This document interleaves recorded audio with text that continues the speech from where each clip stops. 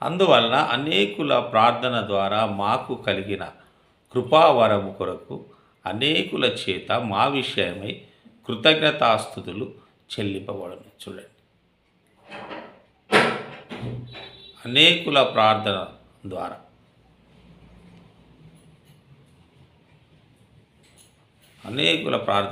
మన కొరకు అనేకులు ప్రార్థిస్తుంటారు.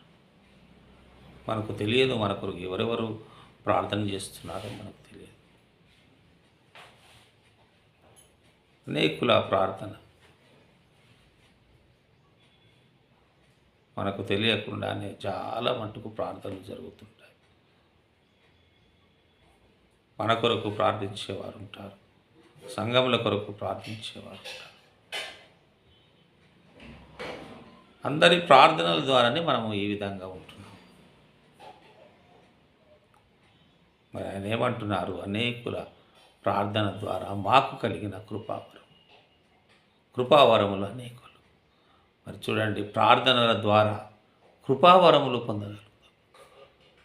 దేవుడు అనేది అనుగ్రహించు కృపావరం, అది మామూలుగా రాదు, ప్రార్థన ద్వారానే ఆ కృపావరం కలుగుతుంది.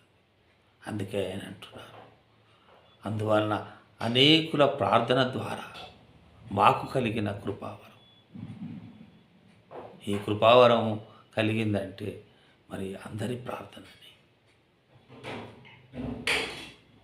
కృపావరం కొరకు అనేకుల చేత మా విషయమై కృతజ్ఞతాస్తుతులు చెల్లింపబడును. అనేకుల చేత మా విషయమై కృతజ్ఞతాస్తుతులు చెల్లింపబడును. అనేకుల చేత మా విషయమై కృతజ్ఞతాస్తుతులు. దేవునికి అనేకులు కృతజ్ఞతాస్తుతులు చెల్లించేవారిగా ఉంటారు. అందుకే ఆయన అంటున్నాడు, కృపావరం కొరకు అనేకుల చేత మా విషయమై కృతజ్ఞతాస్తుతులు చెల్లింపబడును.